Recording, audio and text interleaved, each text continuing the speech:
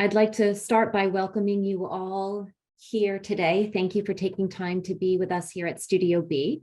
My name is Janine Tandy, and I am a Senior Facilitator with Studio B.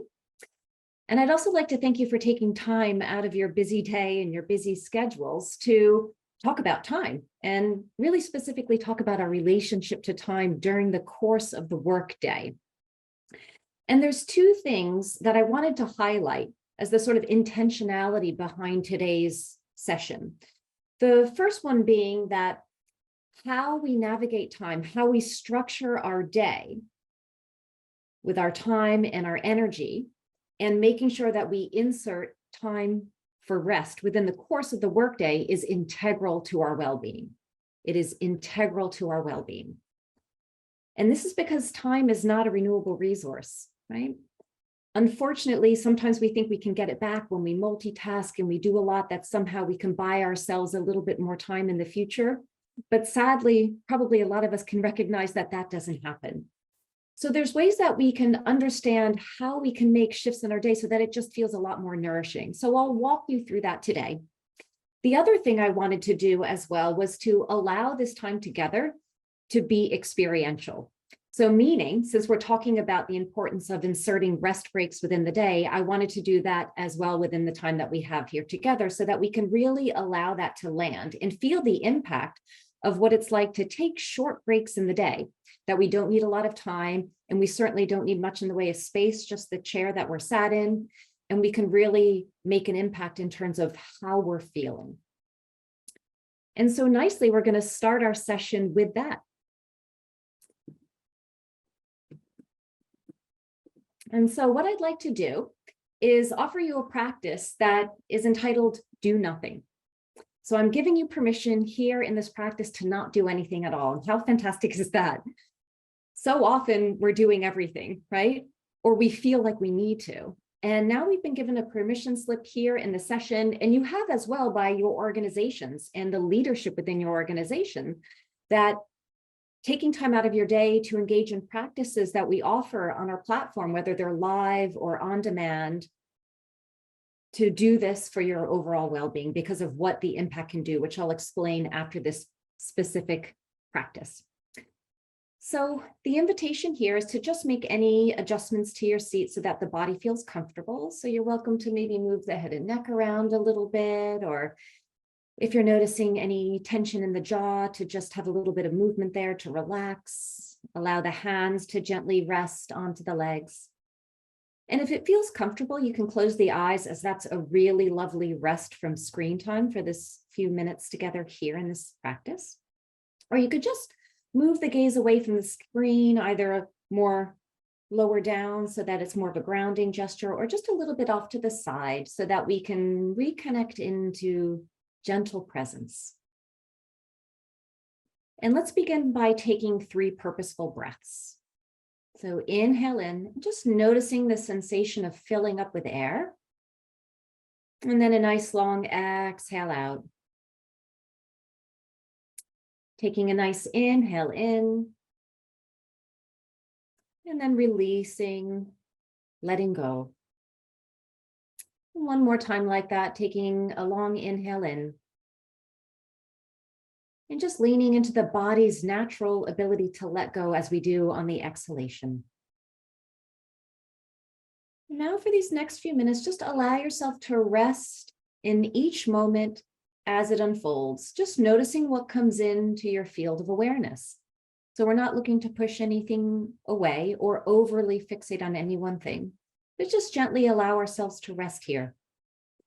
So you can almost imagine as if you're meandering down a country lane, right? And, okay, noticing maybe there's a tree over there, or we might notice a sensation of a breeze or some clouds passing in the sky. And then maybe feeling our feet on the ground. It's sort of gentle noticing. In the same way, we might notice a stream of sensation in our body as we're sitting here. We might notice thinking. We might feel breathing.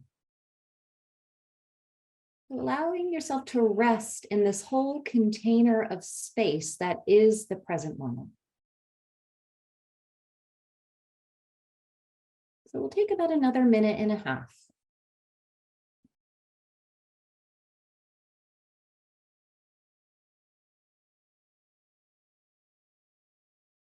So we're letting go of striving. We're letting go of needing to get anywhere. No goalposts in this practice. It's really resting from task-oriented ways of being. And instead resting back here.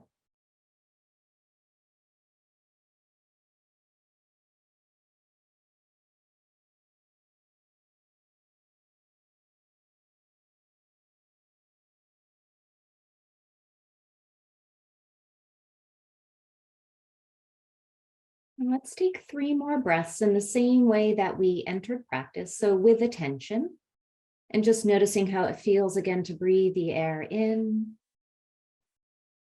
and how it is to let it go. And another 2 rounds like that, just moving at the pace that works for you.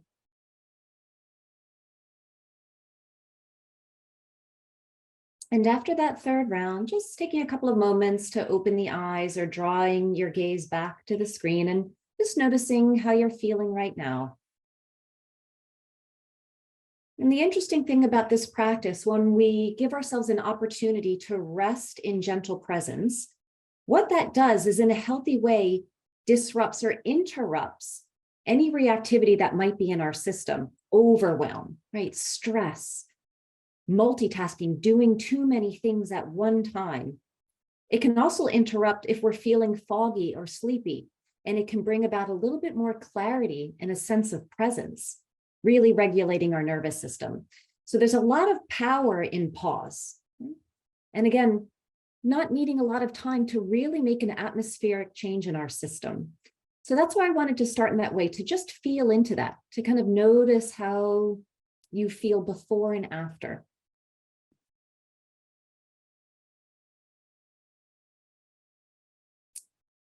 So next, I'd like to talk a little bit about something that really is a myth, and I'd like to debunk it, which is multitasking.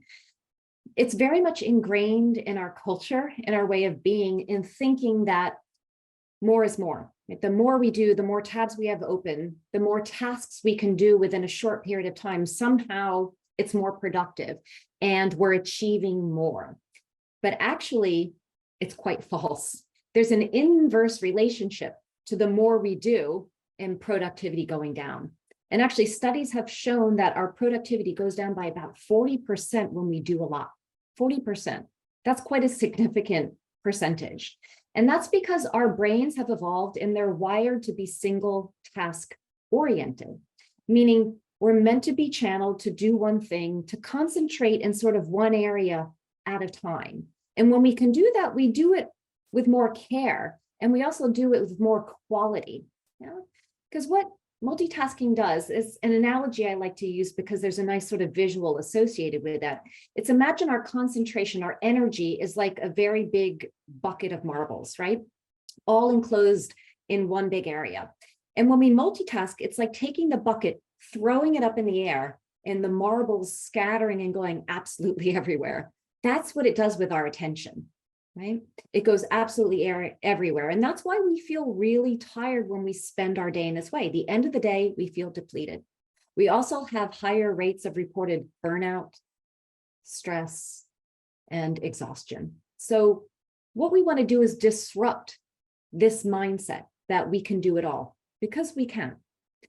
And instead, I want to normalize concentration as care, as doing one thing with quality, with attention, and making sure that we're inserting breaks. So in order to do that, we need to rethink rest as well, not just multitasking, but rest. So rest is part of our productivity cycle. It's not something that's just set aside for weekends when we have large pockets of time. And that, of course, is fantastic. When we have a lot of time to have deeper pockets of rest, great to lean into. That can be very nourishing. But it's just as important throughout the course of each workday to make sure that we have pockets of time where we're resting from doing, resting from working on screens and our devices and meetings and engaging with colleagues. because what that does is it allows us to have this break where it's not barren, it's actually productive, because when we free our minds from doing tasks, what it's been shown to do is it allows us to problem solve a little bit better. We can decision make with more clarity. Our creativity goes up. So some of you might have leaned into this before. We sometimes come up with our best ideas, right? When we're on a walk somewhere or we're in the shower, we're doing something that's not work-oriented, right? We're resting from those ways of being. It's incredibly impactful. And so when we have these moments of the day to interrupt these concentrated times, it becomes incredibly fruitful. And nicely, rest can look like a lot of different things. It can certainly be a nap. Sometimes if we work from home and we have time on a lunch break to do that, fantastic. But rest also is a lot of other things. Rest can be doing a meditation practice like we just did, which we offer on our platform. Lots of really short and sweet practices that can be impactful to do at any time of day, live and on demand. Rest is also having mindful stretch breaks, stretching at our desk, getting up and walking around, moving a little bit of energy if we're feeling sluggish. Rest can be going out for a walk and getting some fresh air. Rest can be making a cup of tea or a cup of coffee or having a meal and just being with that, the sensory exploration of being with the food or the drink that we're having. That is a mindfulness break. Right? Because we're not scrolling aimlessly through social media.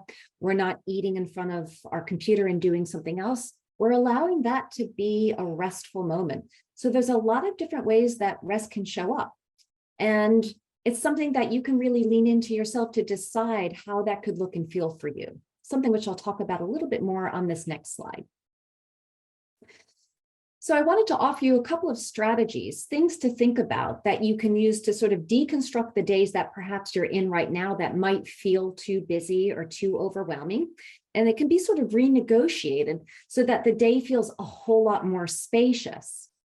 And the first one being upper and lower bound goals. So what that means is each day, as we begin our day, sort of writing down our tasks or our to-do list, and we can segment out, okay, well, what of this is really urgent? What has a timestamp on it that really needs to be attended to today? And put that in sort of one category. And then there could be a little bit of a middle ground of things that, could be done, but it's not an emergency. If it waits a day, it's okay. And then maybe there's another category of things that, there's a much further timestamp on. So then we can really structure what really needs to be done and let other things go because it's not as essential. The second piece, which goes around with setting these sort of boundaries of what's urgent and what's not, is to do something called time blocking. And this is really interesting. This is when we carve out specific times of day for certain types of tasks based on what works well for us, because we're all different, right?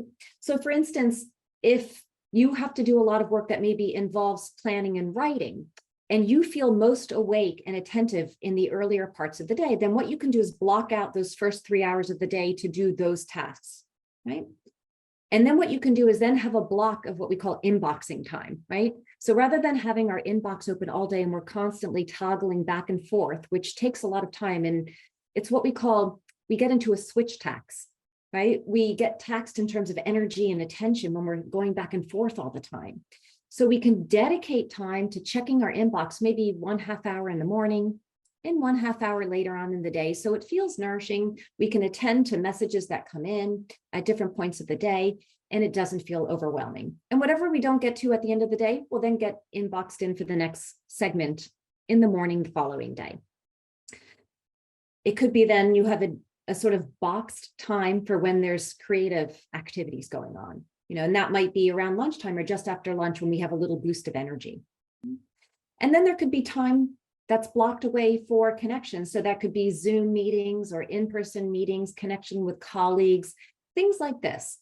These are just examples, but what would be really helpful is to start to keep a journal or keep track of what your day kind of looks like and where your energy levels go throughout the course of the day, right? And figure out, well, where could I place certain types of tasks? So it really maps to what works for how my endurance is, or maybe depending on the sleep that you had. So it's something that you can really touch base with on a regular basis to be, actually today, this is going to feel a little bit better. This is how I need to block out time. So it's something that doesn't need to be rigid and set in stone, but we can really have some flexibility there so that we can manage things that come our way that might be less planned, right? The other thing that's important is when we get into time blocking, really good idea to snooze notifications on our devices. So when we really want time to feel nourishing and concentrated, like I was talking about earlier, how our brains are wired for single task oriented behavior. If we're getting interrupted by just noticing the ping of our phone, of messages, or of our computer, it can cause a little bit of stress in our system because we're very aware that someone's trying to get in touch with us or something is coming in, right?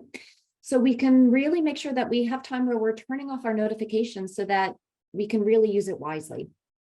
The other thing too, and this is good for whether you're working in an office space or a home office, is to have very specific boundaries for start and end times. And that might seem a little bit silly, but so often we can blend, right? We just think, oh, I'm going home and I'll just look at my computer one more time. And next thing you know, we're doing 2 more hours of work and then we're absolutely exhausted. And then maybe the screen has stimulated us and we have trouble falling asleep. You know, if we can get a little bit more firm with boundaries when it comes to start and end times, that can also be incredibly fruitful for our well-being. And then the last piece is something that we were talking about in the previous slide, which is making sure that we're time blocking in rest. And that rest can look like different things throughout the course of the day. So for instance, if we're doing a lot of concentration in the morning, maybe it's a meditation practice and we have a 10 o'clock or an 11 o'clock break, right? And we just tap into a 3 or a 5 minute practice. Maybe at lunchtime, we have a little bit of stretching. Maybe in the afternoon, we just lie down and close our eyes for 5 minutes for a screen break. And again, that's one of those things that we can sort of feel into each day to think, well, what do I need right now? What would be the right kind of rest because of how I've been moving through my day? So those are the other things that you can really schedule in and be specific about so that it becomes ingrained to insert these sorts of strategies in the course of the day.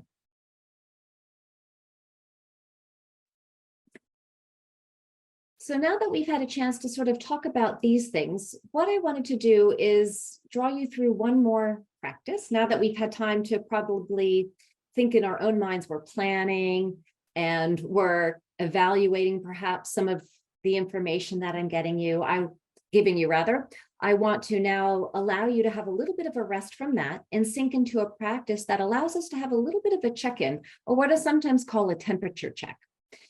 And it's called Take a Sec. And SEC, S-E-C, stands for somatic, emotional, and cognitive. And essentially, those are the 3 different aspects of our system. So our physical body, somatic, emotional, our emotional experiences that we're having, and cognitive, what's going on in thinking mind. And it's just a way to sort of notice gently what's here without getting overly investigating into any one thing, but we're just allowing ourselves to befriend what's here, because that then is a wonderful way to inform how we might move through the rest of the day, depending on our felt experience. So we'll take 3 minutes. And just as we did in that very first practice, the invitation is there to close your eyes if that feels comfortable. Again, a nice, rest from screen time. You could look down or look away. And start by taking a couple of breaths, maybe even rolling the shoulders back as you're doing so. Sometimes just a little bit of gentle movement can just invite in a little bit of presence and an opportunity to just fine-tune our attention to the present moment. And let's start with this first minute by just noticing, how does the body feel right now? How is your body feeling?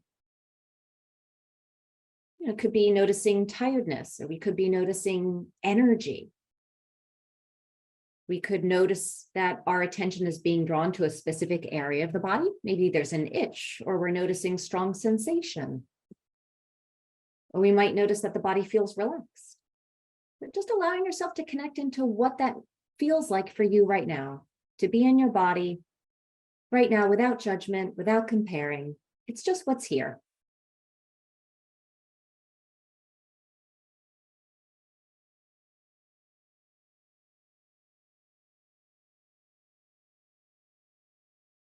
Now, for this second part of the practice, just drawing your awareness to what is a little bit more topical here in terms of your emotional experience. Are there feelings of sadness or joy or reactivity or stress or something else, anything? It could be one feeling that you can really connect into. Sometimes we feel a myriad of different things at the same time based on the content of our day.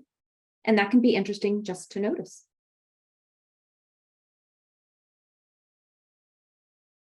So what we're doing here is just as if we're kind of turning towards a good friend, and just saying, well, how are you right now? And we're doing that with ourselves, which is beautiful.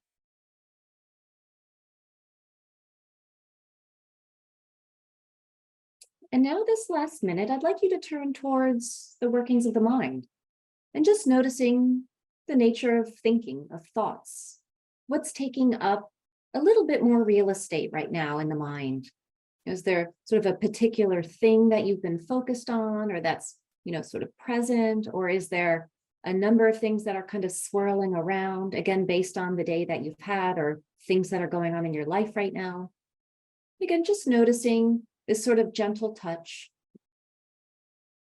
not necessarily investigating anything behind it, but just noticing what's present.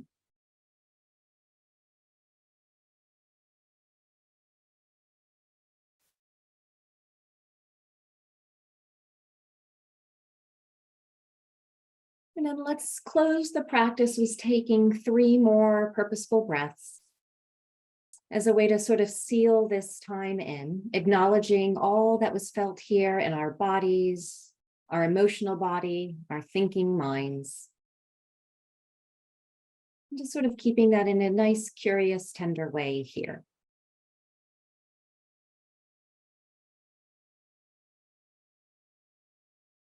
And when you're ready, gently opening the eyes or lifting the gaze and just noticing how that feels to just check in with yourself right now. And that practice is incredibly empowering, right? Because it can give us a sense of agency to sort of be our own change agent.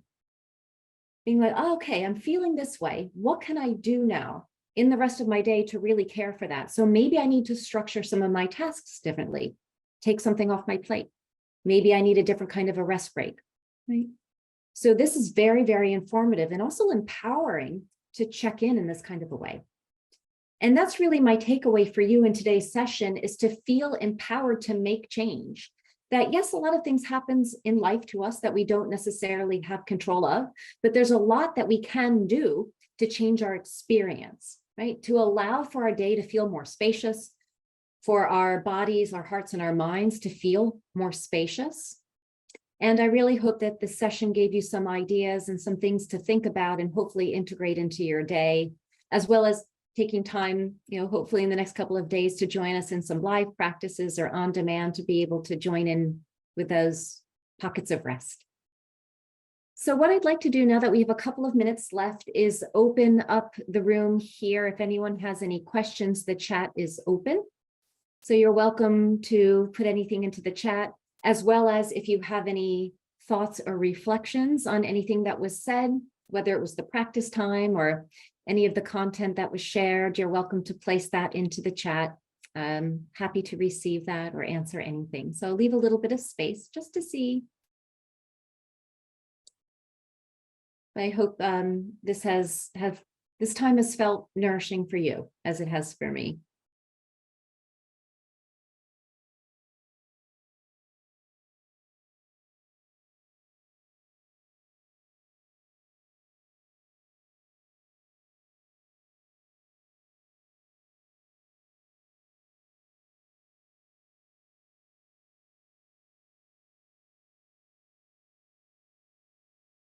And I will say, just again, another few words is that how we manage time, which is deeply interwoven with, how we manage our own energy levels, is integral for our whole person well-being. And that's really an important takeaway. It's not just the food that we eat, wanting to keep our bodies healthy and making sure we're sleeping at night. It's how we're spending so many of those waking hours of our day, and especially a lot, that is with work. Okay, let's see, there's a comment here. Appreciate the idea of restructuring what we do and when during the day. Thank you. Thank you very much. Yeah, it's something that we don't always think about, but it can be really impactful, depending on the nature of the work that you do, is it could be broken down into sort of different categories, right? And just understanding how your energy levels work in the day and how you can place things so it just feels a little bit better, allowing meetings to be at certain times of day. So we're not constantly being interrupted if we need flow state, for other sorts of work that we do. So yeah, it's very interesting.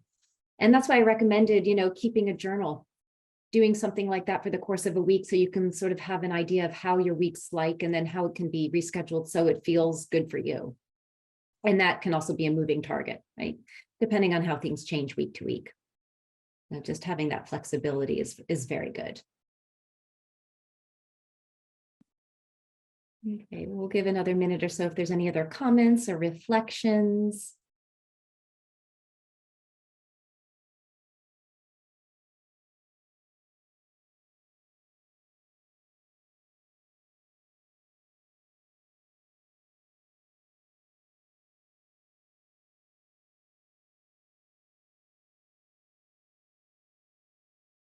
Okay. Well, if there are any thoughts that come up outside of this session, you're welcome to message me on the platform. You can go to the teachers page when you toggle over, and you're welcome to message me. There's a little messaging icon, like it looks like a little mailbox. So always happy to take those. Oh, and thank you very much. I see another message. You're very welcome. I'm glad the content was enjoyed. So thank you. And again, I really appreciate your time here. I know it's precious. So thank you so much. Thank you. And take care.